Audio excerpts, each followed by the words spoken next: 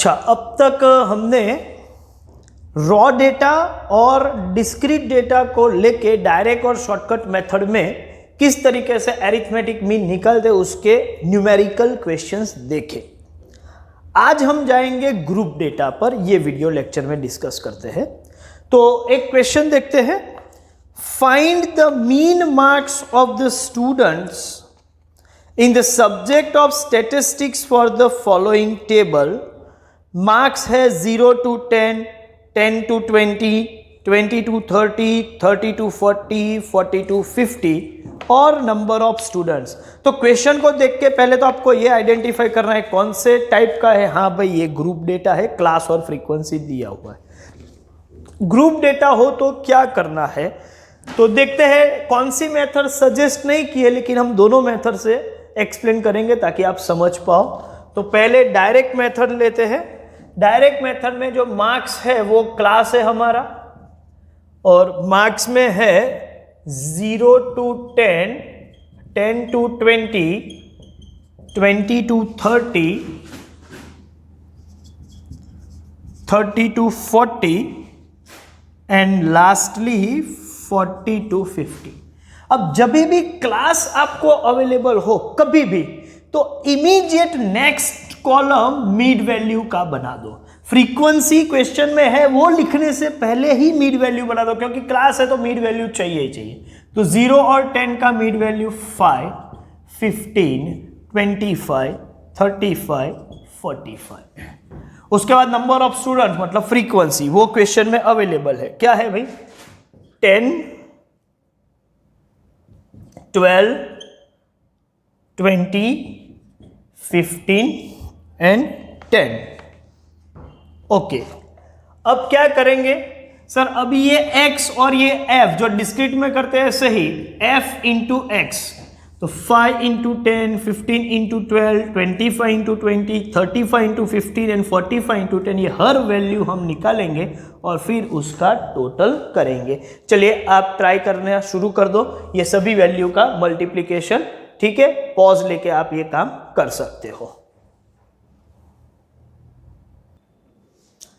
तो क्या ये टोटल आप चेक कर लो, ये सभी मल्टीप्लीकेशन 50, 180, 500, 525, 450 और टोटल हो रहा है 1705। तो ये हो गया आपका सिग्मा एफ एक्स, और ये फ्रीक्वेंसी का टोटल मतलब एन। एक्स बार का वैल्यू है sigma f x upon n 1705 divide by 67, और ये कुछ हो रहा है 25.45। तो ये आपका एवरेज हो गया डायरेक्ट मेथड।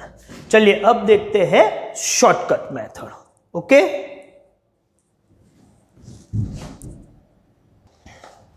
शॉर्टकट मेथड में भी मार्क्स मतलब क्लास, उसके बाद इमीडिएट मिड वैल्यू और फ्रीक्वेंसी वो तो वही रहेगा जो यहां पर है, कोई चेंज नहीं करेंगे उसमें। तो अब इसके बाद मेरा काम क्या है? शॉर्टकट में x को कन्वर्ट करना है मुझे स्टेप डेविएशन d में, और जब मैं d में कन्वर्ट करूं तो मुझे चेक करना पड़ेगा कि a फैक्टर भी है और c फैक्टर दोनों है या कोई एक ही है।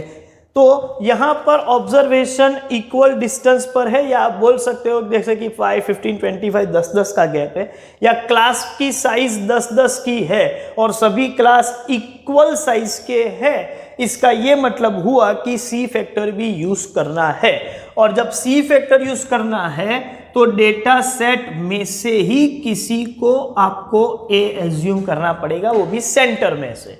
तो डी का मतलब हुआ x माइनस 25, और इक्वल डिस्टेंस जो 10 का है वो 10 भी ले लेंगे। तो ये हो जाएगा 0, -1, -2, 1 एंड 2। अब आपको f और d मल्टीप्लाई करना है, तो ये हुआ -20, -12, 0, 15 एंड 20। अब इसका टोटल करेंगे तो ये हो जाएगा 3। फ्रीक्वेंसी का टोटल तो हमको पहले से मालूम ही है, वो है 67।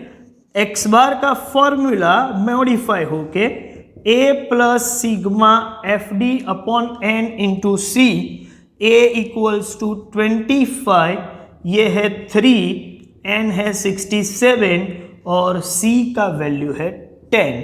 यहाँ 10 इंटू 3 30 डिवाइड बाई 67 मतलब 0.45, तो 25.45 इसका आंसर होगा। तो डायरेक्ट मेथड हो या शॉर्टकट मेथड हो, you are able to complete. अभी इसके बेस पर भी आगे के कुछ क्वेश्चंस आप सॉल्व कर पाओगे। मतलब अभी मीन रॉ डेटा से भी आप निकाल सकते हो, डिस्क्रीट से भी और ग्रुप से भी। अब होता क्या है, कभी कभी आपको क्वेश्चन में ग्रुप डेटा देंगे, लेकिन ग्रुप डेटा रेडीमेड नहीं होंगे, वो क्यूमुलेटिव फ्रीक्वेंसी डिस्ट्रीब्यूशन होगा। तो उसमें से पहले आपको रेगुलर क्लास और फ्रीक्वेंसी में कन्वर्ट करना पड़ेगा। कभी कभी ऐसे क्वेश्चन होंगे, और फिर क्लास और फ्रीक्वेंसी हो तो मीन वैल्यू और डायरेक्ट या शॉर्टकट किसी भी मेथड से आप सॉल्व कर सकते हो। लेकिन कभी कभी आपको डायरेक्टली मीन वैल्यू देंगे तो भी आप काम कर सकते हो। तो ऐसी अलग अलग वैरायटी होगी। कुछ क्वेश्चंस मैं आपको होमवर्क में दे रहा हूं, ठीक है, बाद में आप उस हिसाब से आगे काम कर सकते हैं। ठीक है, चलिए देखते हैं क्या है homework. You can complete up to question number 15.